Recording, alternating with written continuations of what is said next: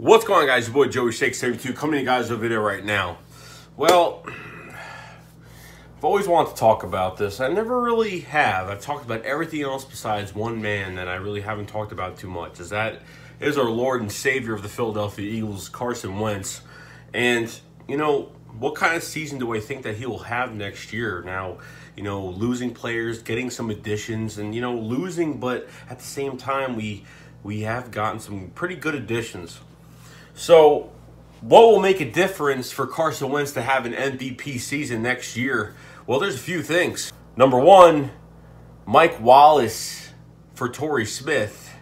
Mike Wallace, we acquired to a one-year deal. And will he make a huge difference on the field? I damn sure think so. Definitely. You know, and a really, 750 yards last year, maybe 2 touchdowns, whatever it was, I forgot, 4 touchdowns, whatever it was. You know, he literally, you know, changed, you know, the Ravens had, if I could say this in a crazy way, the Ravens really didn't have a receiving core last year. Jeremy Maclin and I don't know who else. Jeremy Maclin had about 400-something yards, not much, but, you know, and watching, you know, when I did my tape study on Mike Wallace, man, then the quarterback play was just horrible. It was really bad over in Baltimore, and I really couldn't even watch it. The passes were horrible. He was throwing into, you know, double coverage, triple coverage. The pass was too low. The pass was too much behind his back.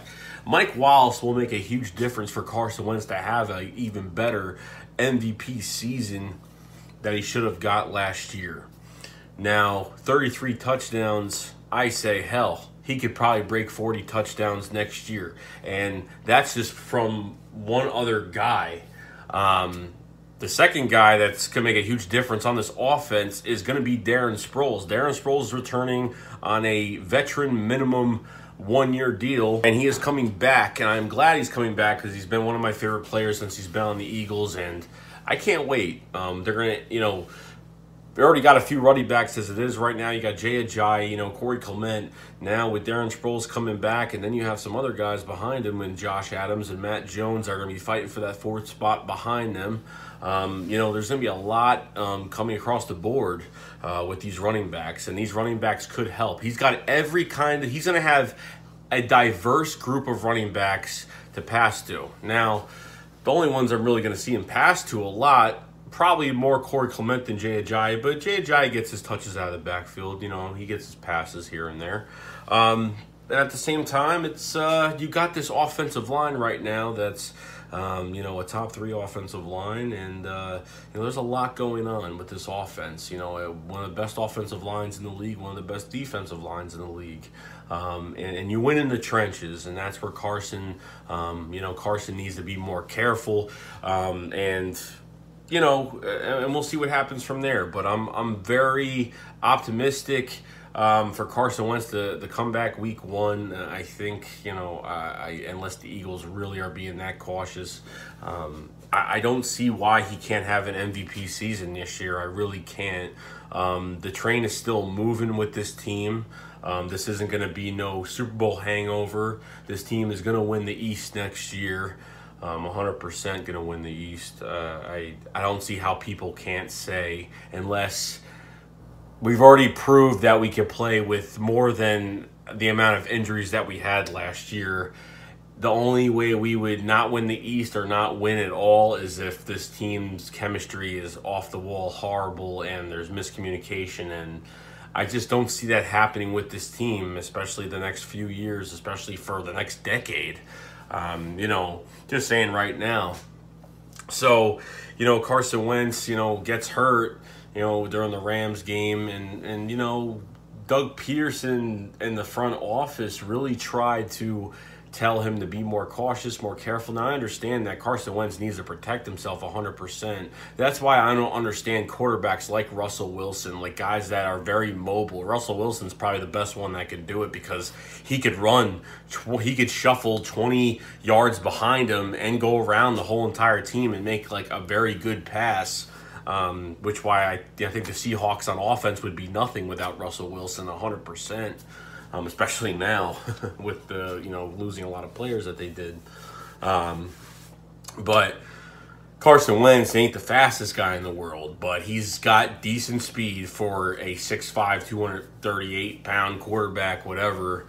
And he showed off a lot of things. It's just going to be a better year. And you can have an offense full of speed, but at the same time, it's not just about speed. It's more calculation. It's more, it's more of an intellectual thing too, with the chemistry with your players, with your running backs, with your wide receivers. The offensive line's blocking so well for you. Carson Wentz could have the MVP season. I think he will have an MVP season next year. I don't see why not. It's hard to say, like, especially Carson Wentz watched Nick Foles go through the playoffs and watch him win a Super Bowl, the first ever Super Bowl for Philadelphia, when, you know what, Carson Wentz should have won that Super Bowl for the Philadelphia Eagles in his mind. But Nick Foles was supposed to be our guy. Nick Foles was our guy. We drafted Nick Foles, and he was supposed to be our guy to bring us to the promised land. That was supposed to be, until Chip Kelly came and got rid of everybody and traded LaShawn McCoy for a injury-prone linebacker, and getting rid of Deshaun Jackson because he was gang-related, and getting rid of Jeremy Maclin after a 1,000-yard season because he wanted $2 million more than what he definitely deserved, and Chip Kelly pulled the trigger on that. So,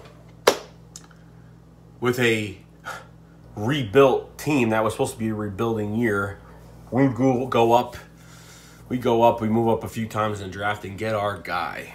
And Carson Wentz has been absolutely amazing. 2016 was not really the best year. Lane Johnson was out with the PED usage, and there was no weapons on this team. Wendell Small was our starting running back. Darren Sproles could do what he could, but there wasn't enough. Jordan Matthews, Dorial Green Beckham, it wasn't a good wide receiver core whatsoever. But within 2 years' time, this team has turned around. Carson Wentz has brought a different feel to this team. Like in the Donovan McNabb days, it was different. But with this team now, and with this quarterback, especially these two quarterbacks, it feels different. Like there's a new smell in the air. It's a new environment. It doesn't seem like it's old Philadelphia anymore. This is a brand new squad. This is something that, we were hungry to hope that this front office could accomplish. And honestly, the one guy you have to thank out of everybody on this Philadelphia Eagles team and this front office is Howie Roseman, because he has pulled off moves that we did not expect. He went in win-now mode last year, but at the same time, we all said win-now mode. But at the same time, who did we lose in free agency? What did we lose? We lost LeGarrette Blount. We lost Patrick Robinson.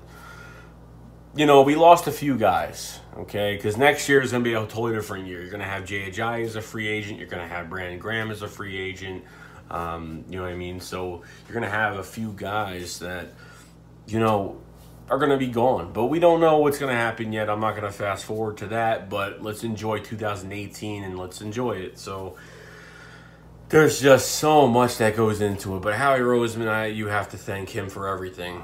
Carson Wentz could have the best season of his whole career, maybe more, because even in later years of a quarterback that plays good early, especially in his later years, could even play even better. And the Philadelphia Eagles picked up Nelson Aguilar's fifth-year option. Nelson Aguilar, I've never seen a guy play like this. I have clowned on him. I might even go get his jersey this year because I deserve to get it. For all the bullshit that I've talked about Nelson Aguilar, I should probably get his jersey this year just because. And I give much respect to him, and I didn't think it would turn around, especially with him.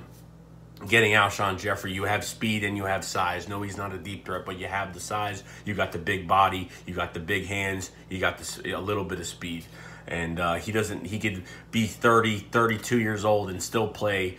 Alshon Jeffrey can play the same way at 30 years old, 31 years old, because he's not out there he's not supposed to be the vertical threat. You understand? He's out there to get those big passes using that big body. That's what Carson Wentz is going to really improve with these receivers and what they can do. And Carson Wentz, the one thing I could probably say that even when Jared Goff and between Jared Goff and Carson Wentz is that Jared Goff has a better deep ball than Carson Wentz 100%. Now Carson Wentz has got better with it, but now you have a guy that's been sitting, not doing anything, meaning he sat during the playoffs, he sat during the Super Bowl, being a coach, and honestly, he was hurt. His senior year, junior year, whatever it was, he hurt his hand or he broke his wrist or whatever it was. He was a coach for the next quarterback that won a national championship in North Dakota State. So this year's the first year in North Dakota State they win a championship. So this is the first year without, second year without Carson Wentz being there. He was a coach on the sideline, and it was nice because if he's not playing, he is coaching everybody up, and he is firing those guys up on the sideline. He is doing his thing in that quarterback room and being that leader on the sideline. So honestly, Carson Wentz is everything you ever want. He's not trouble. He's a preacher. He's, Catholic, whatever. Nothing against Catholic people, okay? I used to go to church myself, but not because I wanted to, because my parents made me go. But it's a very, very good sign what Carson Wentz is going to bring to this team, and I can't wait to see what's in store. And this year should be an MVP season for him. I don't see why not. I don't see why he can't do it. He broke Sonny Jurgensen's record, 33 touchdowns, went over 32 touchdowns during that Rams game, and he with a torn ACL. And an LCL, he literally threw a touchdown to Alshon Jeffrey on a torn ACL. And to a wide receiver that had a torn rotator cuff all year, since fucking training camp. So there's a lot that's ahead, and I can't wait to see what this guy brings to the table later on. And he can get better and better and better. I can't wait to see. This Carson Wentz era is going to be fun, and it's going to be exciting to watch.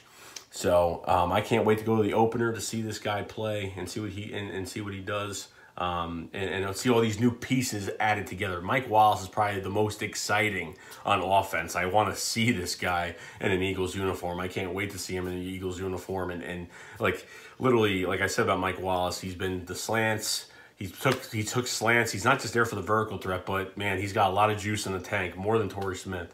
So that's all I got to say, guys. So what do you think about Carson Wentz this year? Do you think he's going to have an MVP season? Do you think he's going to go all the way? Please let me know in the comment section below. And thank you for the support. Thank you for subscribing.